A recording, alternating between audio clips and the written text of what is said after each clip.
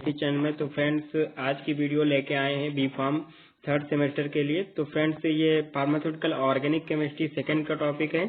तो फ्रेंड्स इसमें पूरी की पूरी फर्स्ट यूनिट लेके आए हैं। तो बात करते हैं। सबसे पहला पॉइंट है हमारा बेंजीन। बेंजीन क्या होता है friends? Benzene is a chemical compound होता है, यानी कि बेंजीन जो है केमिकल कंपाउंड होता है और इसका मॉलिक्यूलर फार्मूला जो होता है C6H6 होता है।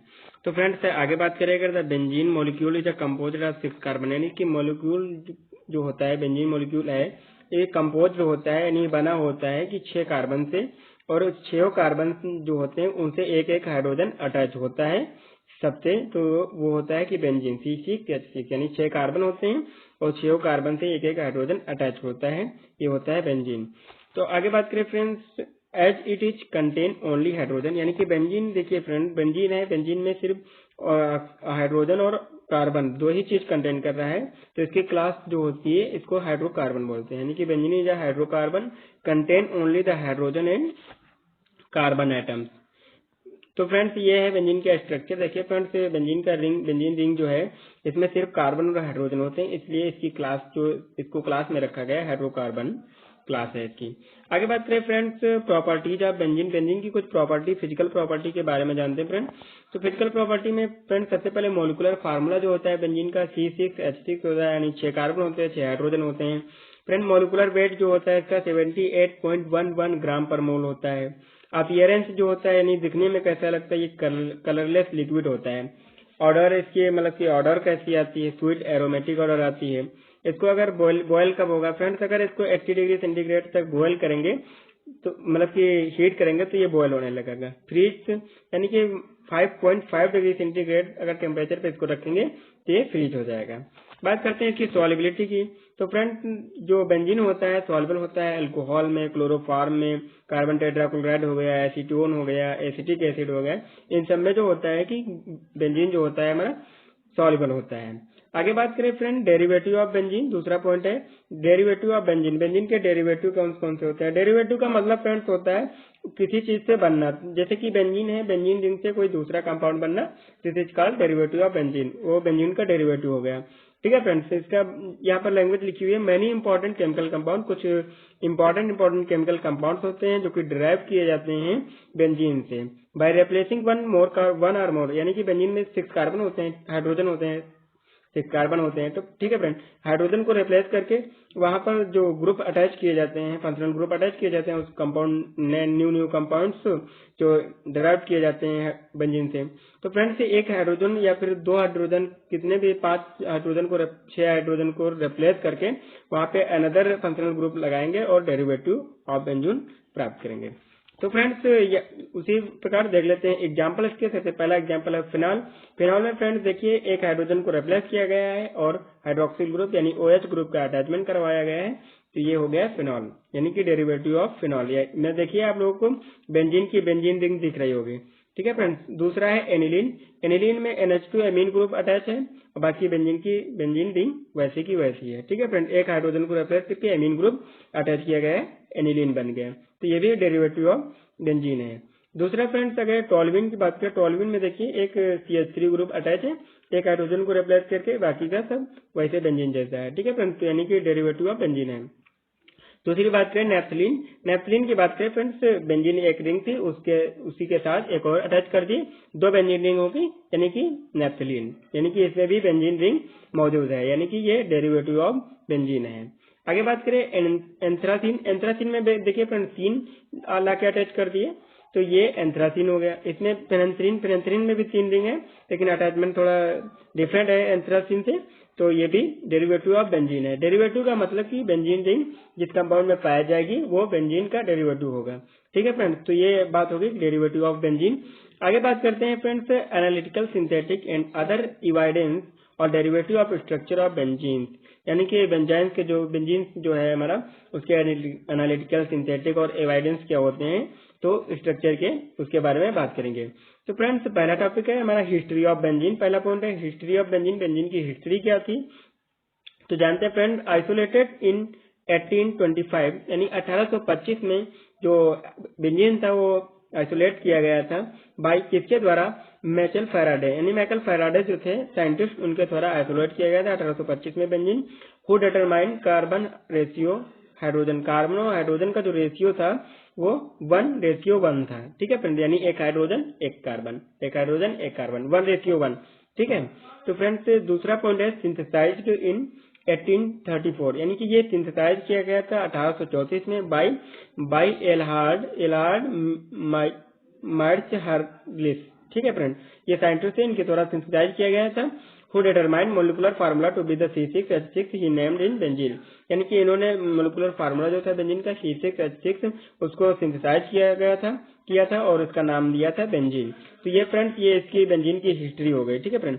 आगे बात करते हैं friends not found in straight chain structure, यानी कि बेंजीन जो होता है स्ट्रेट चेन स्ट्रक्चर नहीं फाउंड करता है लेकिन एल्कीन और एल्केन की तरह नहीं एक्ट करता है। देखिए फ्रेंड बेंजीन हैज अनसैचुरेटेड मतलब कि बेंजीन में डबल बॉन्ड होते हैं, अनसैचुरेटेड होता है, ठीक है friend.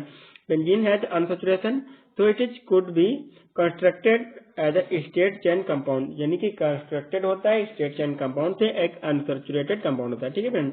But it did not behave like the alkene और एल्काइन, यानी कि स्ट्रेट चेन से कंस्ट्रक्टेड तो होता है लेकिन एल्कीन और एल्काइन की तरह बिहेव नहीं करता है, ठीक है। Did not delocalize to bromine in carbon tetrachloride ETC, यानी कि डीक्लोराइज नहीं होगा अगर कार्बन टेट्राक्लोराइड के प्रेजेंस में ब्रोमीन के साथ बेंजीन की रिएक्शन करवाएं तो डीक्लोराइज नहीं होगा।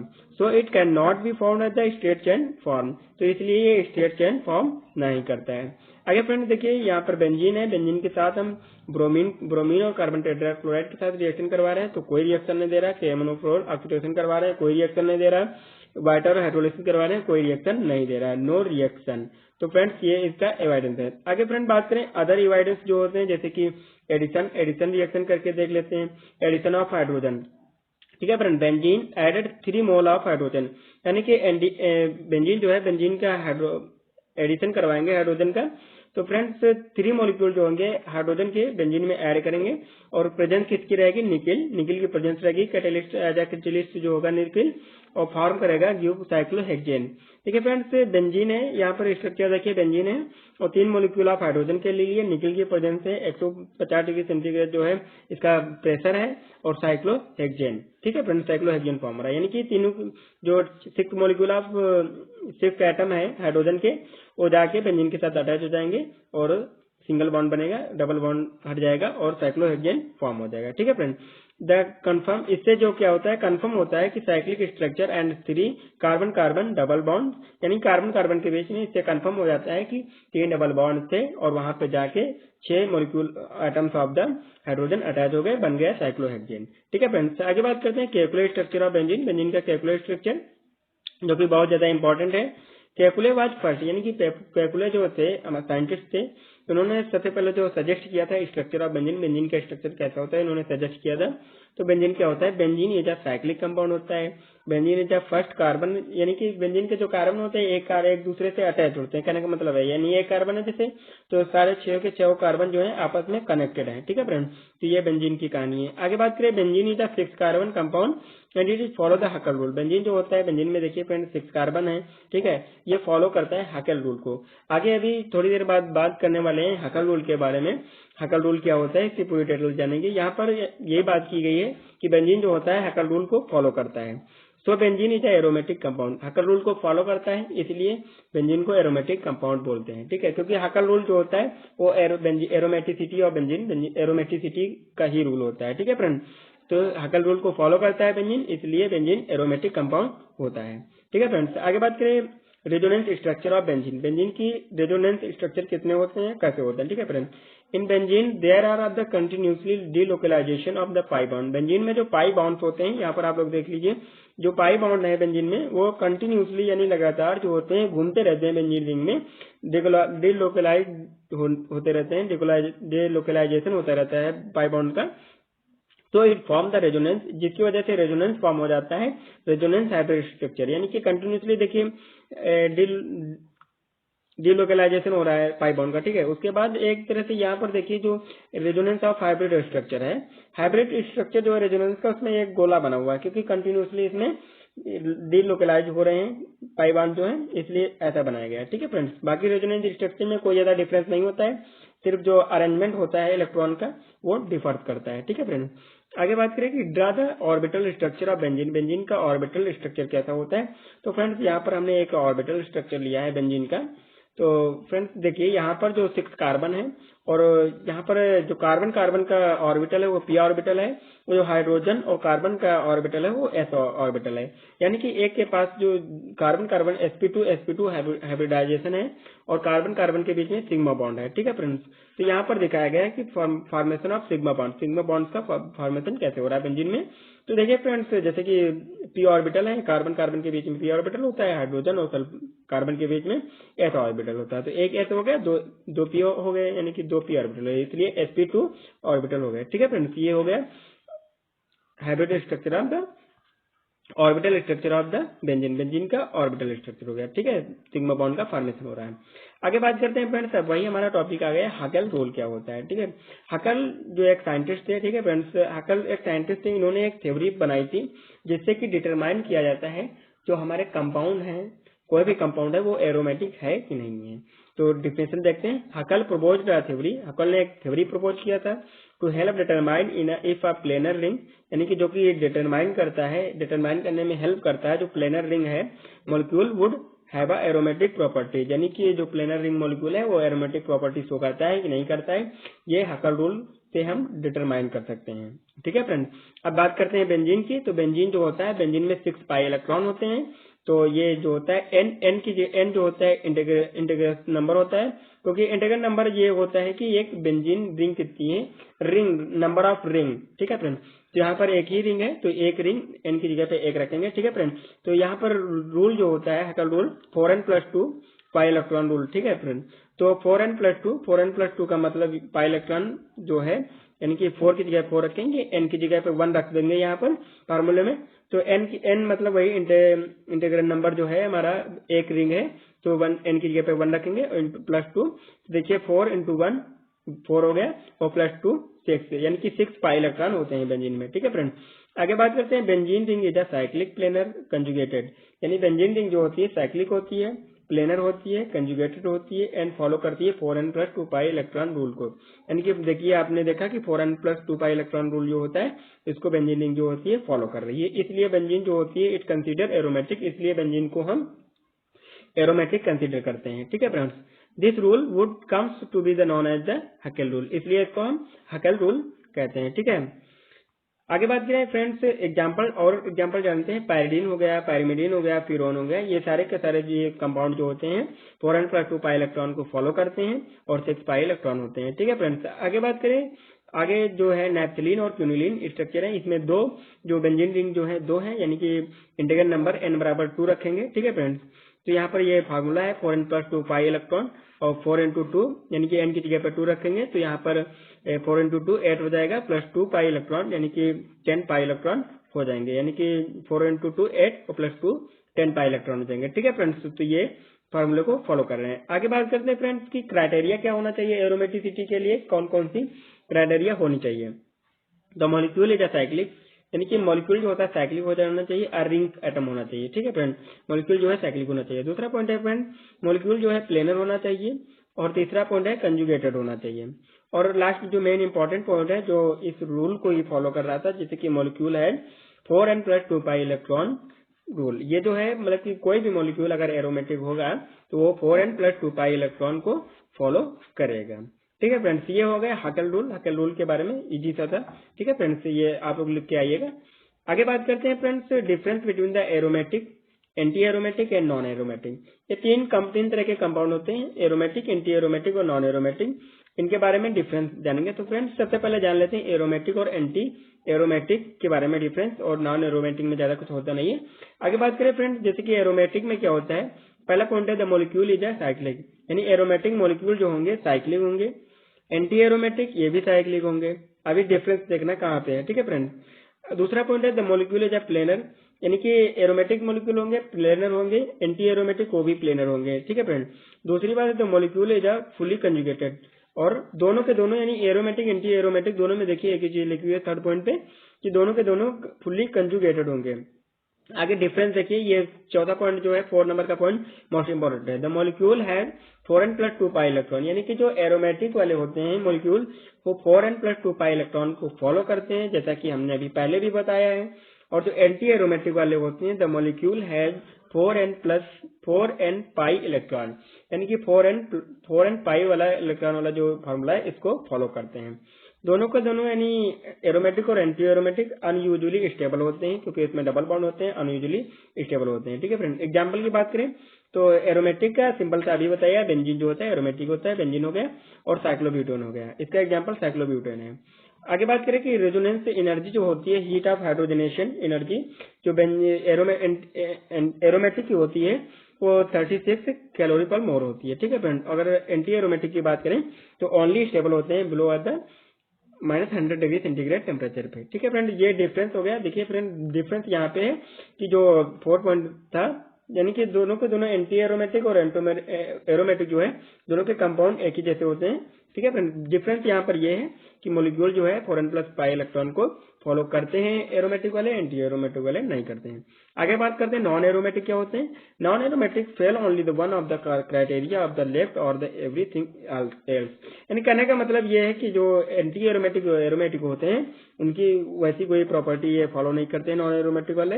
इसका एग्जाम्पल है साइक्लोऑक्टेट्राईन। ये देखिए ना तो प्लेनर है ना तो कंजुगेटेड है, इसमें कुछ नहीं है। ठीक है फ्रेंड्स, ऐसा कुछ नहीं है एंटी एरोमेटिक और एरोमेटिक की तरह। तो ये साइक्लोऑक्टेट्राईन हो गया, ये एग्जांपल हो गया नॉन एरोमेटिक का।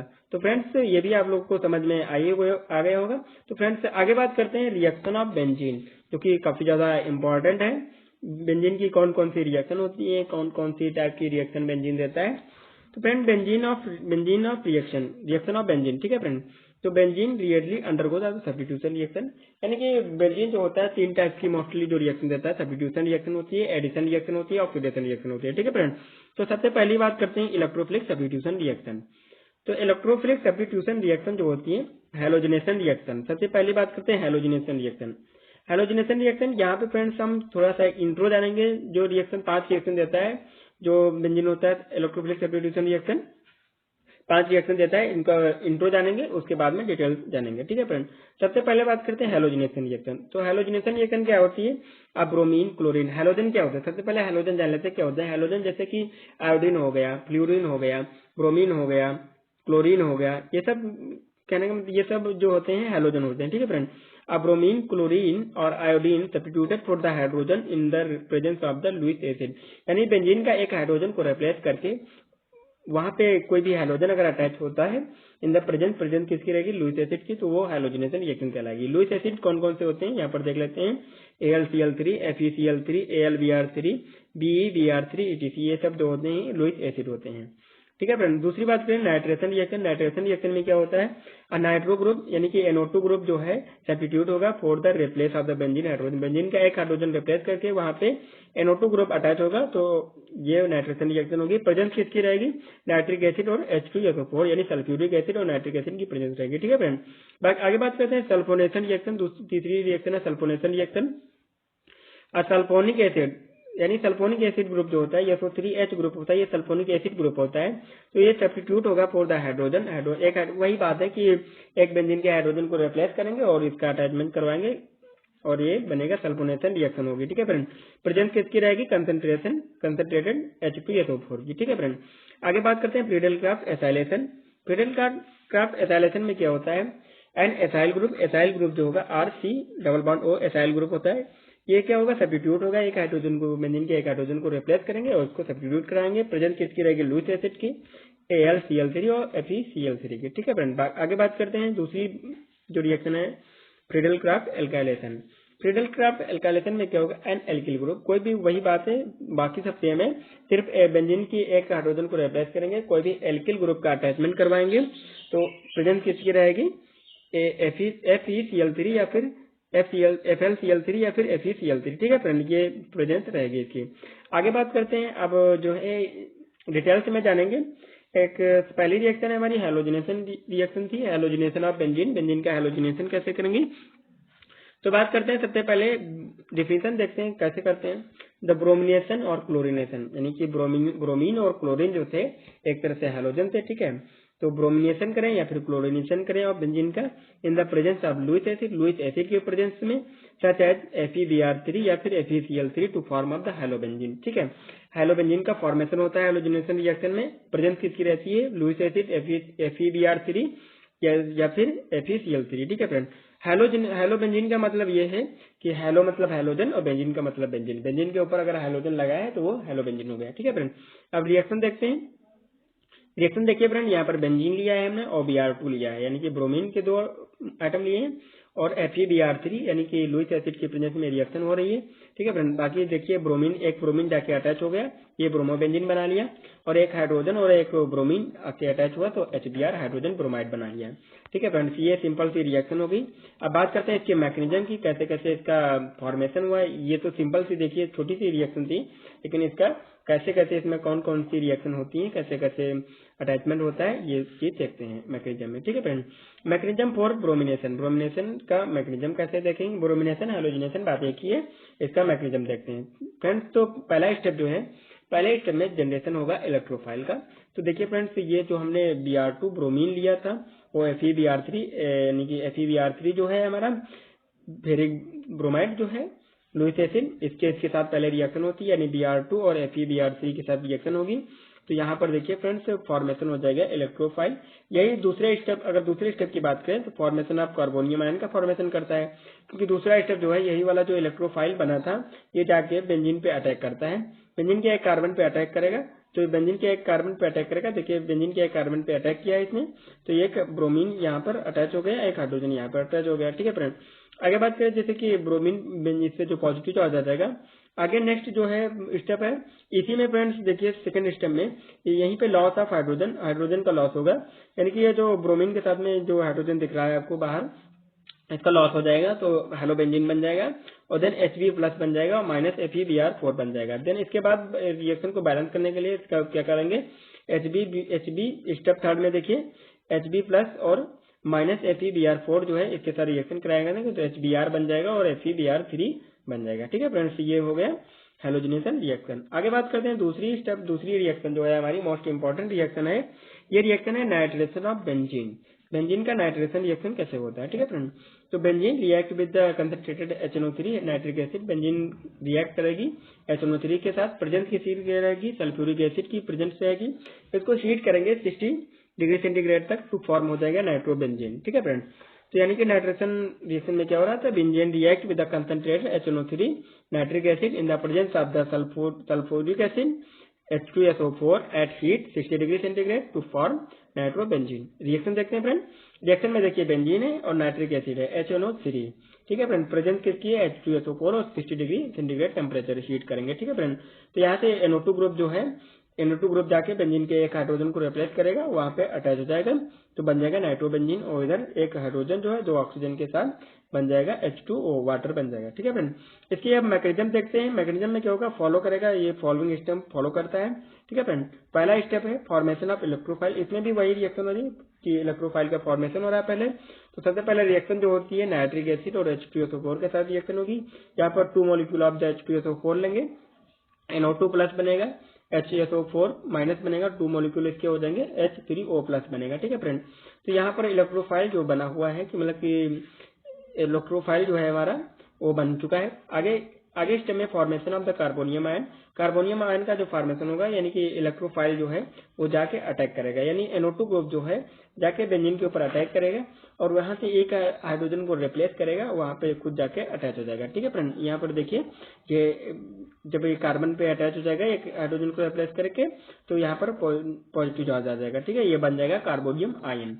नेक्स्ट स्टेप में, थर्ड स्टेप में क्या हो रहा है कि जो H प्लस है वहां पे H जो लगा हुआ है NO2 के पास, उसके साथ जो है क्या होगा कि ये रिप्लेस करेगा loss of hydrogen H plus yield nitrobenzene, यानी कि हाइड्रोजन का लॉस हो जाएगा और नाइट्रोबेंजीन हमारा बन जाएगा।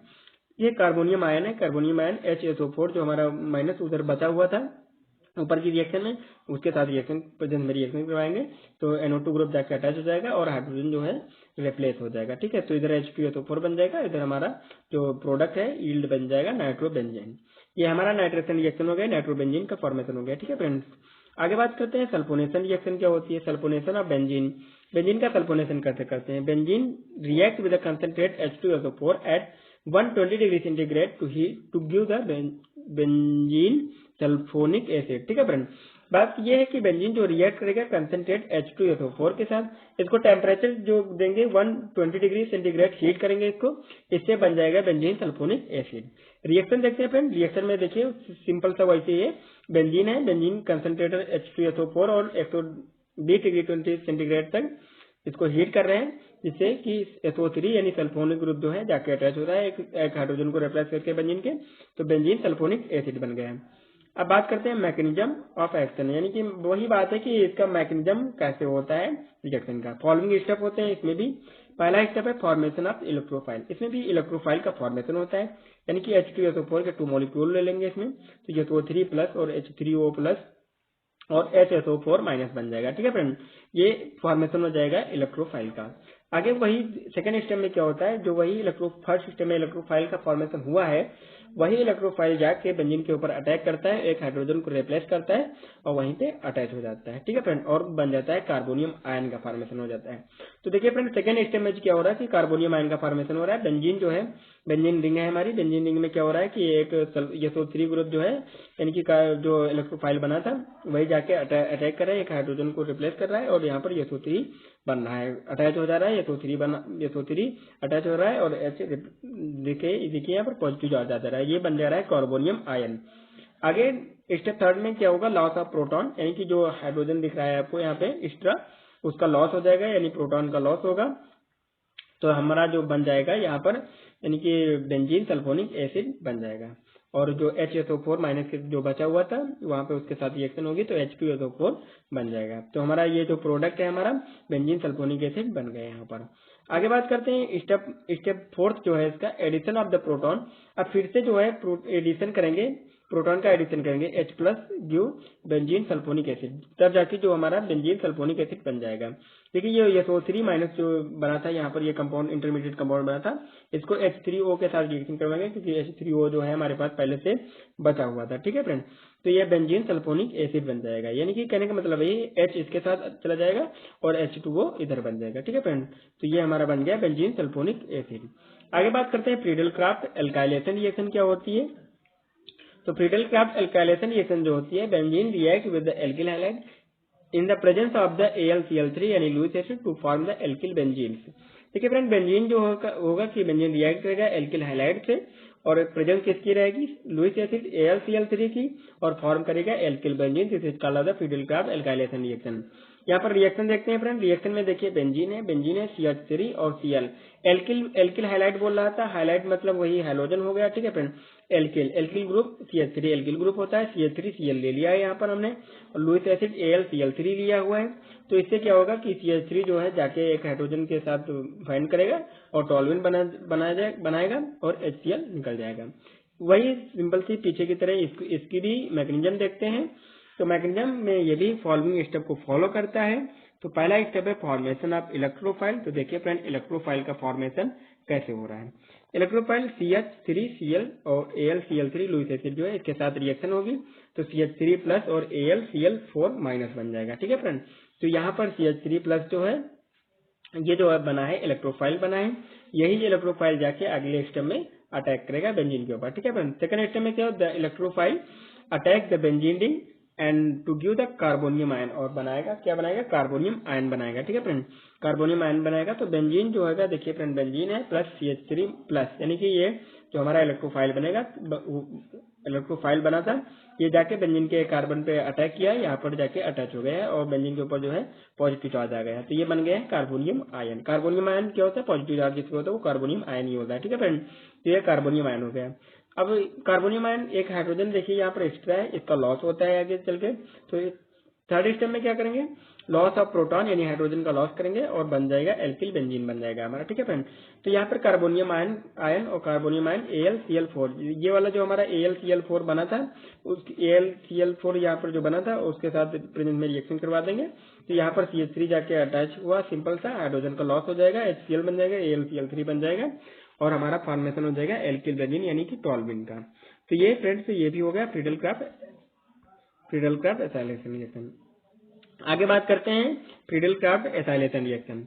तो ये फ्रीडल क्राफ्ट एसाइलेशन रिएक्शन है। Benzene react with the acid chloride और एनहाइड्राइड, यानी बेंजीन रिएक्ट करेगी एसिड क्लोराइड से या फिर एनहाइड्राइड से। इन द प्रेजेंस किसकी रहेगी, अल्मोनियम क्लोराइड की प्रेजेंस रहेगी और बनेगा क्या, एरोमेटिक कीटोन बनेगा। सिंपल सा देखिए यहाँ पर रिएक्शन में देखिए आप लोग, बेंजीन है, बेंजीन के साथ एसिड क्लोराइड लिया हुआ है हमने, एसिड क्लोराइड और लुइस एसिड AlCl3 की प्रेजेंस से एरोमेटिक कीटोन बनना है। ठीक है, HCl निकल रहा है, COCH3 जाके अटैच हो रहा है वहां पर एक हाइड्रोजन को रिप्लेस करके बेंजीन के, तो ये एरोमेटिक कीटोन बनना है। आगे बात करते हैं इसके मैकेनिज्म की, मैकेनिज्म ऑफ एक्शन। मैकेनिज्म क्या होता है इसका, स्टेप फर्स्ट स्टेप में क्या होगा, फॉर्मेशन ऑफ इलेक्ट्रोफाइल, इलेक्ट्रोफाइल का फॉर्मेशन हो जाएगा फर्स्ट स्टेप में। तो देखिए CH3 double bond OCl plus AlCl3 के साथ रिएक्शन होगी, तो CH3CO प्लस में टूटेगा और AlCl4 माइनस में टूटेगा। ठीक है फ्रेंड, ये बन जाएगा। तो यानी कि हमारा जो इलेक्ट्रोफाइल है CH3C double bond O plus, ये जो इलेक्ट्रोफाइल है ये नेक्स्ट स्टेप में जाके अटैक करेगा बेंजीन पे। तो सेकंड स्टेप में क्या होगा, formation of the carbonium ion का फॉर्मेशन हो जाएगा। देखिए सेकंड स्टेप में देखिए बेंजीन है, बेंजीन के ऊपर जो है C double bond O CH3, ये जो कार्बन इलेक्ट्रोफाइल बना था ये अटैक कर रहा है एक हाइड्रोजन पे, तो ये अटैच हो जा रहा है और बना रहा है क्या, कार्बोनियम आयन प्लस चार्ज जा रहा है। ठीक है, ये कार्बोनियम आयन बन गया। अब वही पुरानी प्रोसेस करेंगे कि मतलब से स्टेप लॉस ऑफ प्रोटॉन का लॉस कर देंगे, एरोमेटिक कीटोन बन जाएगा। ये हमारा कार्बोनियम आयन था रिएक्शन में, देखिए फ्रेंड कार्बोनियम आयन था, कार्बोनियम आयन के साथ जो रिएक्शन हुई है, एरोमेटिक कीटोन यानी कि हाइड्रोजन का लॉस हो गया, HCl बन गया, AlCl3 बन गया इधर और बन गया हमारा एरोमेटिक कीटोन। आगे बात करते हैं, ये हमारी हो गई friend substitution, electrophilic substitution reaction 5 थी। आगे बात करते हैं एडिशन रिएक्शन। एडिशन रिएक्शन क्या होती है, addition of hydrogen. Addition reaction में एडिशन का मतलब होता है ऐड करना, जितना भी मॉलिक्यूल लेंगे उतना जाके अटैच कर देंगे, सिंपल सा ये होती है एडिशन रिएक्शन। आगे बात करते हैं, सबसे पहली रिएक्शन है addition of hydrogen. Benzene react with the hydrogen in the presence of the nickel catalyst at heat of the 150 degree centigrade under to form of the cyclohexane. देखिए फ्रेंड्स, ये जो बेंजीन है रिएक्ट कर रही है hydrogen के साथ, यानी कि हाइड्रोजन 3 मॉलिक्यूल ऑफ हाइड्रोजन ले रहे हैं, हाइड्रोजन के साथ रिएक्ट कर रही है। प्रेजेंस किसकी है, निकल की प्रेजेंस है। कैटलिस्ट निकल जो होता है एज अ कैटलिस्ट यूज करते हैं, हीट कर रहे हैं इसको 150 डिग्री सेंटीग्रेड तक under to form of the cyclohexane. ये रिएक्शन देखिए बेंजीन है, 3 मॉलिक्यूल हाइड्रोजन लिए जाके निकल की प्रेजेंस में जो बेंजीन थी, बेंजीन के कार्बन जो थे वहां पे एक एक हाइड्रोजन और अटैच हो गए, यानी कि सारे के सारे CH2 बन गए, तो डबल बॉन्ड जो हट जाएगा, बन जाएगा साइक्लोहेक्सेन, एक साइक्लिक रिंग बन जाएगी, बन गया साइक्लोहेक्सेन। ठीक है फ्रेंड, आगे नेक्स्ट दूसरी रिएक्शन है एडिशन ऑफ हाइड्रोजन। अगर वहीं पे हाइड्रोजन की जगह पे हाइड्रोजन का रिएक्शन करेंगे तो एडिशन ऑफ हाइड्रोजन हो गया। हाइड्रोजन क्या होते हैं, हमने पहले बताया कि अभी क्लोरीन हो गया, ब्रोमीन हो गया, आयोडीन हो गया, फ्लूरीन हो गया, ये सारे के सारे हाइड्रोजन होते हैं। आगे बात करें, benzene react with the hydrogen in the presence of the UV light, यानी कि बेंजीन जो है रिएक्ट करेगी हाइड्रोजन के साथ यूवी लाइट की प्रेजेंस में, तो क्या बनेगा, हेक्सा क्लोराइड या फिर हेक्साक्लोरोसाइक्लोहेक्सेन BH3। ठीक है, बेंजीन हेक्साक्लोराइड, तो बेंजीन है यहाँ पर 3 molecule of the chlorine Cl2 के ले लिए और यूवी लाइट की प्रेजेंस में रिएक्शन करवाएंगे। यूवी का मतलब होता है अल्ट्रावायलेट, जाके सारे के सारे मॉलिक्यूल जो हैं 6 एटम ऑफ द क्लोरीन जाके अटैच हो जाएंगे बेंजीन रिंग में, जो डबल बॉन्ड है वो हट जाएगा।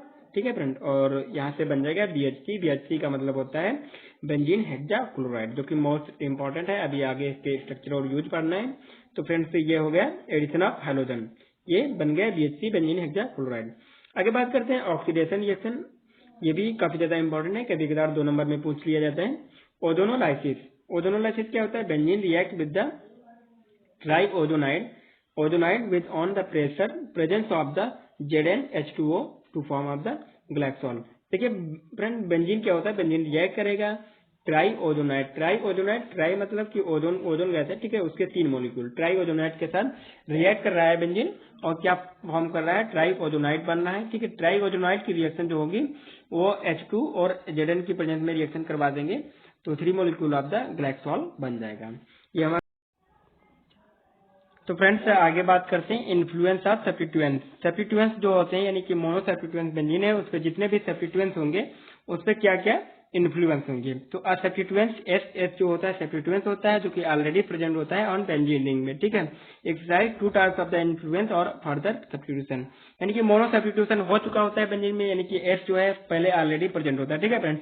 आगे बात करें जैसे कि फर्दर जब दोबारा से सब्स्टिट्यूशन होगा तो उसमें क्या क्या इन्फ्लुएंस आएंगे, वही होता है इन्फ्लुएंस ऑफ सब्स्टिट्यूएंट्स, ठीक है फ्रेंड्स। तो ये 2 types of the influence of substitution. Influence of substitution जो होता है बेंजीन में 2 टाइप से होता है। पहला 2 इफेक्ट लगते हैं। तो पहला इफेक्ट है हमारा डायरेक्टिव और ओरिएंटेशन इफेक्ट, यानी डायरेक्टिव इफेक्ट जो बोलते हैं उसी को बोलते हैं ओरिएंटेशन इफेक्ट। बात करते हैं the first substituent S may be direct the next incoming substituent E मतलब नेक्स्ट सब्स्टिट्यूएंट, नेक्स्ट इनकमिंग आने वाला जो सब्स्टिट्यूएंट है ई को दूसरा सब्स्टिट्यूशन माना था हमने टू ऑर्थो मेटा और पैरा पोजीशन। कहने का मतलब ये है द फर्स्ट सब्स्टिट्यूएंट, यानी कि पहले से जो हमारा सब्स्टिट्यूएंट है एस वो डायरेक्ट करेगा, यानी दूसरा जो इनकमिंग ग्रुप आएगा, यानी दूसरा जो सब्स्टिट्यूशन आ रहा है ई, उसको डायरेक्ट करेगा कि तुम ऑर्थो पोजीशन पे जाओ, मेटा पोजीशन पे जाओ या फिर पैरा पोजीशन पे जाओ, ठीक है फ्रेंड्स। आई होप आप लोग ये समझ गए होंगे कि मतलब कि पहले से जो प्रेजेंट था ग्रुप वो क्या करेगा कि डायरेक्ट करेगा कि तुम ऑर्थो पोजीशन पे जाओ या फिर मेटा पोजीशन पे जाओ या फिर पैरा पोजीशन पे जाओ, ठीक है फ्रेंड। तो दूसरा depending on the nature of the first substituent. अब ये डिपेंड करेगा कि वो ऑर्थो पे जाएगा कि पैरा पे जाएगा कि मेटा पे जाएगा, ये डिपेंड करेगा कौन से नेचर का जो पहला सब्स्टिट्यूशन है वो किस नेचर का है, उस पर डिपेंड करेगा कि किस पोजीशन पे जाएगा, ठीक है फ्रेंड। दूसरा आगे बात इसी का बात करते हैं फ्रेंड। देखिए यहाँ पर स्ट्रक्चर बना के हमने बताया है, ये बेंजीन रिंग है, बेंजीन पे मोनो सब्स्टिट्यूटेड बेंजीन है। तो पहले से देखिए यहाँ पर एस जो है पहले से लगा हुआ है, एस मोनो सब्स्टिट्यूशन है। वहां पर जब या तो फिर आर्थो प्रोडक्ट बनेगा, यानी कि या तो आर्थो पे डायरेक्ट करेगा ऑर्थो पोजीशन पे, ठीक है। दूसरे में देखिए या तो मेटा पोजीशन पे करेगा या तो पैरा पोजीशन पे बनेगा। अगर आर्थो पे करेगा तो आर्थो प्रोडक्ट बनेगा, मेटा पोजीशन पे डायरेक्ट करेगा तो मेटा प्रोडक्ट बनेगा, और वहीं पे अगर पैरा पोजीशन पे डायरेक्ट करेगा नेक्स्ट इनकमिंग ग्रुप को तो वो पैरा प्रोडक्ट बनेगा, ठीक है फ्रेंड। दूसरा इफेक्ट जो है हमारा activity effect. The substituent already present में बी एक्टिव और deactivate the benzene ring toward the further substitution, यानी कहने का मतलब है जो सब्स्टिट्यूएंट जो होगा ऑलरेडी जो बेंजीन में प्रेजेंट होगा वो या तो बेंजीन को एक्टिव कर देगा या तो डीएक्टिव कर देगा बेंजीन का टुवर्ड फर्दर सब्स्टिट्यूशन करने के बाद, ठीक है फ्रेंड। तो these effect are called the activity effect, ये होता है एक्टिविटी इफेक्ट। कहने का मतलब ये है जो अगर सब्स्टिट्यूएंट जो है एक्टिव होगा या फिर डीएक्टिव होगा, एक्टिवेट करेगा या फिर बेंजीन को डीएक्टिवेट कर देगा, ठीक है फ्रेंड। तो ये हुआ एक्टिविटी इफेक्ट। एक्टिव यानी कि कहने का मतलब ये है कि जो पहला सब्स्टिट्यूएंट था वो अपनी एक्टिविटी को शो करेगा। आगे बात करते हैं डायरेक्टिव इफेक्ट ऑफ सब्स्टिट्यूशन। ये पॉइंट जो है डायरेक्टिव इफेक्ट ऑफ सब्स्टिट्यूशन कैसे कैसे लगता है, यानी कि ortho para and Meta directing group, यानी कि तीनों टाइप के ग्रुप होते हैं। कुछ ग्रुप जो होते हैं यानी कुछ फंक्शनल ग्रुप जो होते हैं आर्थो पोजीशन को डायरेक्ट करते हैं, कुछ जो होते हैं पैरा पोजीशन को डायरेक्ट करते हैं, कुछ जो होते हैं मेटा पोजीशन को डायरेक्ट करते हैं। तो सबसे पहले यहाँ पर देखते हैं आर्थो डायरेक्टिंग ग्रुप कौन कौन से होते हैं।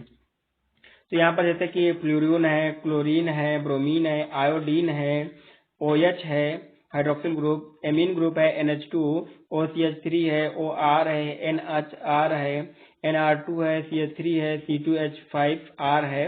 ये सारे के सारे ग्रुप जो होते हैं कि आर्थो डायरेक्टिंग ग्रुप होते हैं।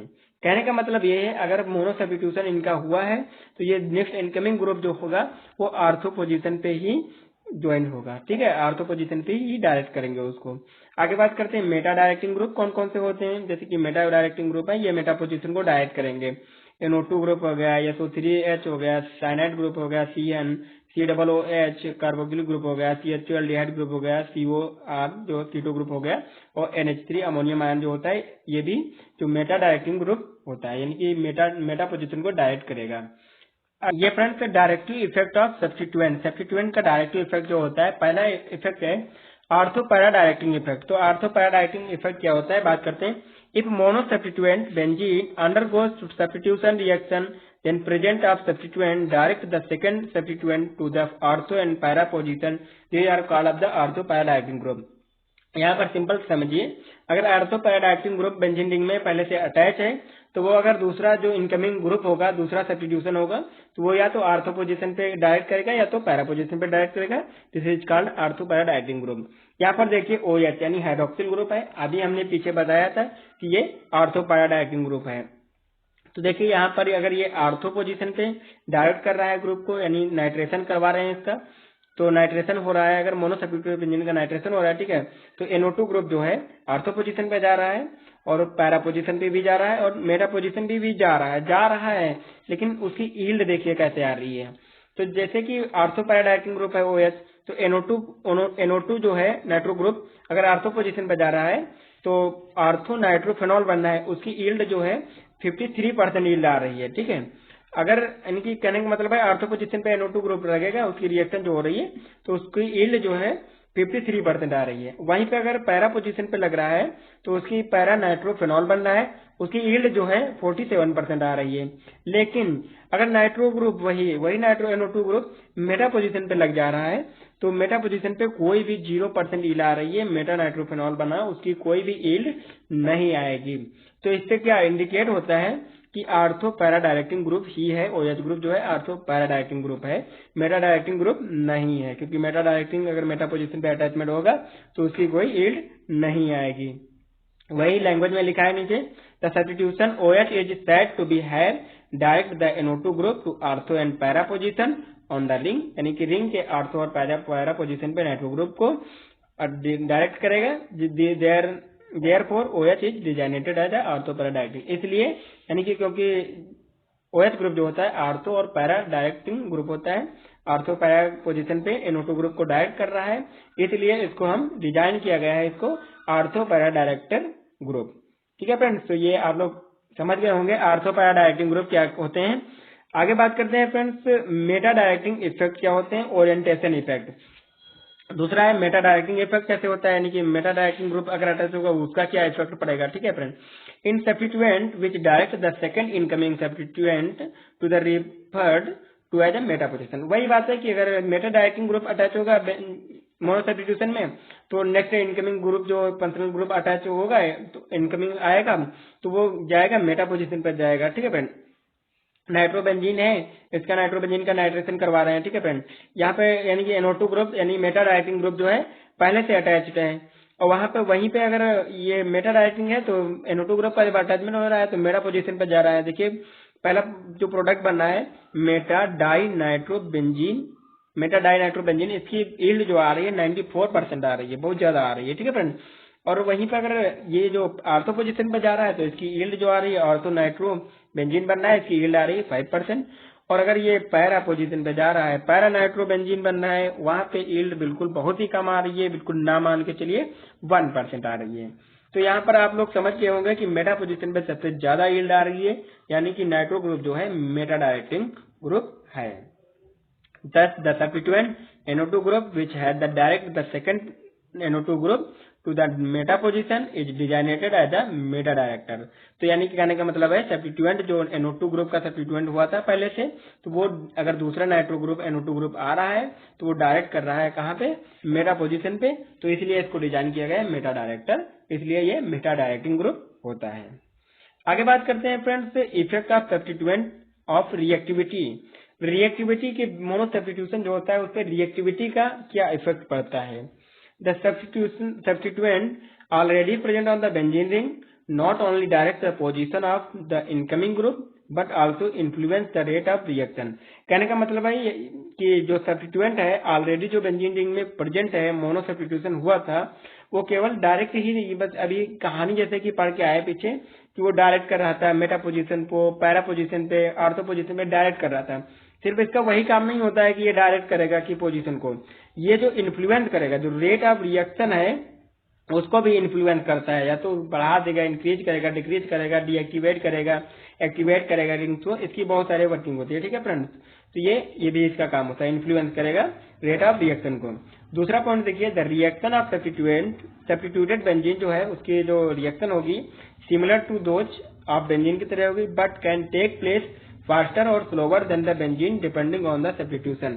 यानी वो ये डिपेंड करेगा सब्स्टिट्यूशन पे कि कब बेंजीन की जो रिएक्शन है वो फास्ट होगी या फिर स्लो होगी, क्योंकि सब्स्टिट्यूशन के नेचर पे ही डिपेंड करेगा ये सब। ठीक है फ्रेंड्स, दूसरा अगर नेक्स्ट पॉइंट देखें, the substituent can either increase और decrease the rate of reaction depending on the nature. वही बात जो पहले बोल चुका हूँ वही है कि नेचर पे सब्स्टिट्यूएंट जो है उसके नेचर पे डिपेंड करेगा कि रिएक्शन जो है इंक्रीज होगी कि डिक्रीज होगी। यहाँ पर हमने स्ट्रक्चर बनाया है, इसको डोनेट किया गया है। मोस्ट यानी कि ए जो है एक्टिविटी है, एक्टिव है, ठीक है। और रिएक्टिविटी मतलब कि बेंजीन की जो रिएक्टिविटी है उसको चेक कर रहे हैं। और इधर लास्ट में देखिए लिस्ट डी का मतलब है डीएक्टिवेट और ए का मतलब है एक्टिवेट। अगर एक्टिव ए ग्रुप लग रहा है, एक्टिवेट ग्रुप लग रहा है, तो मोस्ट मतलब कि बेंजीन की रिएक्टिविटी जो है ज्यादा हो जाएगी। और वहीं पर अगर डीएक्टिवेटिंग ग्रुप जाके अटैच हो रहा है बेंजीन रिंग में, तो लीस्ट मतलब कि बेंजीन रिंग की एक्टिविटी है, रिएक्टिविटी है, वो लीस्ट हो जाएगी, कम हो जाएगी। ठीक है फ्रेंड, आगे बात करते हैं। अब एक्टिवेटिंग ग्रुप कौन कौन से होते हैं और एक्टिवेटिंग ग्रुप की बात कर लेते हैं। एक्टिवेटिंग ग्रुप ए जो है एक्टिवेटिंग ग्रुप ए से डोनेट किया गया।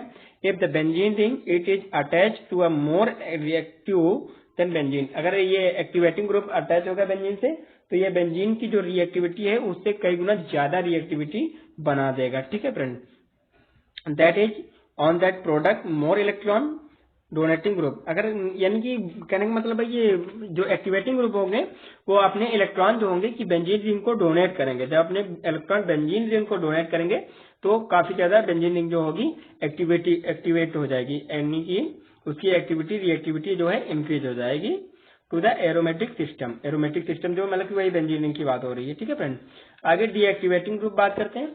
If rings to attach to is less reactive then the benzene, ये जो बेंजीन की रिएक्टिविटी जो होती है उसको कम कर देंगे, यानी कि बेंजीन से भी लेस रिएक्टिविटी वाले कंपाउंड बन जाएंगे।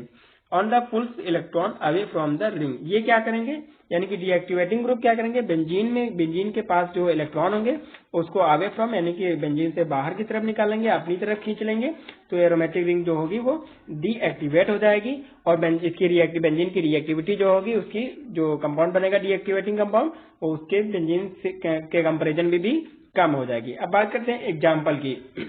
यहाँ पर एग्जाम्पल है फ्रेंड, पहला एग्जाम्पल लिया है हमने एक्टिवेटिंग के लिए, दूसरा एग्जाम्पल लिया है डीएक्टिवेटिंग के लिए। ठीक है फ्रेंड, तो toluene is nitrated 25 times faster than the benzene, यानी कि टॉल्विन जो होता है नाइट्रेटेड, यानी कि टॉल्विन का अगर नाइट्रेशन रिएक्शन करवाएंगे तो 25 टाइम जो होगा वो फास्टर होगा देन बेंजीन के कंपेरिजन में। ठीक है फ्रेंड, क्योंकि CH3 जो होता है इलेक्ट्रॉन डोनेटिंग ग्रुप होता है, ये अपने इलेक्ट्रॉन जो है बेंजीन को डोनेट करेगा, जिसकी वजह से ये रिएक्शन जो होगी 25 टाइम फास्टर होगी। अब दूसरा जो एग्जांपल है डीएक्टिवेटिंग ग्रुप का है, तो chlorobenzene is नाइट्रेटेड 30 times less than benzene. Chlorobenzene मतलब कि Cl ग्रुप लगा हुआ है। Cl ग्रुप इलेक्ट्रोनेगेटिव ग्रुप होता है, मोर इलेक्ट्रोनेगेटिव ग्रुप होता है। ठीक है, इसके पास माइनस चार्ज होता है, इसके पास पावर ज्यादा होती है। ठीक है फ्रेंड, तो ये क्या करेगा कि बेंजीन रिंग के जो इलेक्ट्रॉन है, यानी कि ये जो पाई बॉन्ड वाले जो इलेक्ट्रॉन है डिलोकलाइज्ड हो रहे हैं बेंजीन रिंग में, इनको अपनी तरफ खींच लेगा। जब इनको अपनी तरफ खींच लेगा तो बेंजीन रिंग जो है डीएक्टिवेट हो जाएगी। ठीक है फ्रेंड, तो ये इसका अगर क्लोरोबेंजीन का नाइट्रेशन करवाएंगे तो 30 टाइम लेस होगा देन बेंजीन, जितना मतलब बेंजीन की कंपैरिजन में ज्यादा हो रहा था तो उससे कम होगा 30 टाइम। ठीक है फ्रेंड, तो ये इसका एग्जाम्पल हो गया। आगे बात करते हैं substituent and effect on reactivity. Substituent और रिएक्टिविटी का क्या इफेक्ट पड़ता है जो ग्रुप होते हैं हमारे, तो बात करते हैं ortho para directing group. OH जैसे OH हो गया, OR हो गया, NH2, NHR, NR2, ये जो ग्रुप होते हैं स्ट्रांगली एक्टिवेट करते हैं रिंग को। ठीक है, ये स्ट्रांगली एक्टिवेटिंग ग्रुप होते हैं। और वहीं पे CH3, C2H5, R जो है ये वीकली एक्टिवेटिंग ग्रुप होते हैं। और वहीं पे अगर ये बात करें लास्ट में फ्लूरीन हो गया, क्लोरीन हो गया, Br हो गया, आयोडीन हो गया, जितने भी हाइड्रोजन होते हैं ये अगर रिंग में अटैच होंगे तो ये जाहिर है कि ये डीएक्टिवेट कर देंगे बेंजीन रिंग को, क्योंकि इनके पास ये मोर इलेक्ट्रोनेगेटिव कम होते हैं और ये जो इलेक्ट्रॉन होते हैं अपनी तरफ खींच लेते हैं, जिससे कि रिंग जो होती है डीएक्टिवेट हो जाती है। आगे बात करें मेटा डायरेक्टिंग ग्रुप जो होते हैं उनकी एक्टिविटी क्या होती है, जैसे NO2 ग्रुप हो गया, CHO हो गया, COR हो गया, ये स्ट्रांगली एक्टिवेट करते हैं रिंग को। वहीं पे अगर बात करें SO3 ग्रुप हो गया, SO3 हमारा फर्स्ट यूनिट जो है हमारी, इसका लास्ट टॉपिक है, यानी कि structure uses of DDT, सेकेरिन, chloramine हो गया, और ये CHC जो है BHC, इसके यूजेस वगैरह पढ़ना है, यूजेस और स्ट्रक्चर। तो पहला है हमारा DDT का फुल फॉर्म होगा डाई फिनाइल ट्राइक्लोरोएथेन। तो यहाँ पर देख लेते हैं स्ट्रक्चर बना हुआ है फ्रेंड्स डाइक्लोरो, यानी कि दो देखिए दोनों जो रिंग है बेंजीन रिंग जो दिख रही है, दोनों फिनॉल रिंग जो देख रही है, दोनों दोनों के पास एक एक क्लोरीन है, तो ये डाइक्लोरो हो गया। दो फिनाइल रिंग है तो डाइफिनाइल हो गया, ठीक है। ट्राइक्लोरोएथेन, ऊपर की तरफ देखिए तो 3 क्लोरीन लगे हुए हैं, ये ट्राई हो गया, ठीक है। क्लोरो ट्राइक्लोरो हो गया। एथेन, इसके बीच में 2 कार्बन लगे हुए हैं तो ये एथेन हो गया। तो डाइक्लोरोफिनाइल ट्राइक्लोरो एथेन। अब इसके यूजेस की बात कर लेते हैं। तो हमारा डीडीटी जो होता है यूज किया जाता है use to control the malaria. ये कई सारी डिसीज होती है जिनको कंट्रोल करता है, जैसे मलेरिया हो गया, टाइफस हो गया, बॉडी लाइस हो गया एंड बेबोनिक्स फ्लैग हो गए। तो इनको जो होता है कि ट्रीट करने कंट्रोल करने में हेल्प करता है। It is used as a insecticide, ये इंसेक्टिसाइड की तरह यानी कि कीटनाशक की तरह यूज किया जाता है एग्रीकल्चर में, इस तरह से ये यूज किया जाता है। तो ये हमारा स्ट्रक्चर और यूजेस हो गए डीडीटी के। दूसरा कंपाउंड है हमारा सैकरीन। सैकरीन का स्ट्रक्चर है, एक फिनाइल रिंग देखिए, एक रिंग लगी हुई है और दूसरा एक ये फोटो ग्रुप लगा हुआ है, NH है और एक ऑक्सीजन है। ये सिंपल सा आप लोग ये याद कर लीजिएगा सैकरीन का स्ट्रक्चर। इसके यूजेस जो होते हैं, ये फ्लेवरिंग एजेंट की तरह यूज किया जाता है, आर्टिफिशियल स्वीटनर, यानी कि आर्टिफिशियल स्वीटनर यानी कि ये मीठा तो होता है, सुक्रोज तो होता है, लेकिन ये सुक्रोज की तरह होता है लेकिन सुक्रोज नहीं होता, ये आर्टिफिशियल होता है स्वीटनर की तरह, ठीक है। तो ये यूज किया जाता है एज ए स्वीटनर ड्रिंक में, कैंडीज बनाने में, मेडिसिन में एंड टूथपेस्ट में एज अ स्वीटनर की तरह यूज किया जाता है। आगे बात करते हैं दूसरा कंपाउंड हमारा BHC बेंजीन हेक्साक्लोराइड। तो बेंजीन हेक्साक्लोराइड में अभी पीछे भी हमने देखा था कि बेंजीन हेक्साक्लोराइड का स्ट्रक्चर तो बेंजीन रिंग है और बेंजीन रिंग 6 के 6 जो हाइड्रोजन थे उसको रिप्लेस किया गया है और क्लोरीन अटैच किया गया है, तो यहाँ पर बेंजीन हेक्साक्लोराइड बन गया। इसके यूजेस की बात करें तो it is use in the shampoo, ये शैम्पू बनाने में भी यूज किया जाता है, ट्रीट करने के स्कैबेज के ट्रीटमेंट में यूज किया जाता है, फार्मास्यूटिकल्स यानी फार्मास्यूटिकल इंडस्ट्रीज में यूज किया जाता है और एग्रीकल्चर पेस्टिसाइड की तरह यूज किया जाता है एग्रीकल्चर में। फॉर्मेशन ऑफ लोशन के फॉर्मेशन में यूज किया जाता है, ट्रीटमेंट ऑफ सॉइल के ट्रीटमेंट में यूज किया जाता है। सॉइल मतलब मिट्टी के ट्रीटमेंट में यूज किया जाता है इसको क्लीन करने के लिए। आगे बात करें फिर फ्रेंड हमारा क्लोरामीन जो है इसका स्ट्रक्चर होता है, देखिए N है 2 हाइड्रोजन लगे हुए हैं, एक क्लोरीन लगा हुआ है, ये क्लोरामीन का स्ट्रक्चर है। इसके यूजेस की बात करें तो ये डिसइंफेक्टेंट की तरह यूज किया जाता है, यानी कि डिसइंफेक्टेंट फॉर वाटर, यानी कि वाटर को क्लीन करने में, साफ करने में यूज किया जाता है। यूज इन द फार्मास्यूटिकल, जो हमारी फार्मास्यूटिकल इंडस्ट्रीज वगैरह होती है मेडिसिन बनाने की, उसमें भी इसका यूज किया जाता है। Use in the intermediate in the organic chemistry में इंटरमीडिएट कंपाउंड की तरह ये यूज किया जाता है।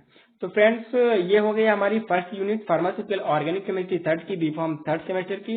तो फ्रेंड्स आई होप आप लोगों को हमारी नोट्स पसंद आई होगी और हमारी वीडियो भी पसंद आई होगी। अगर आप लोगों को वीडियो समझ में आ गई है तो अपनी कमेंट करके अपनी राय जरूर दें कैसी लगी वीडियो। हमारी वीडियो को ज्यादा से ज्यादा शेयर कीजिए, हमारे चैनल को सब्सक्राइब कर लीजिए। Thank you.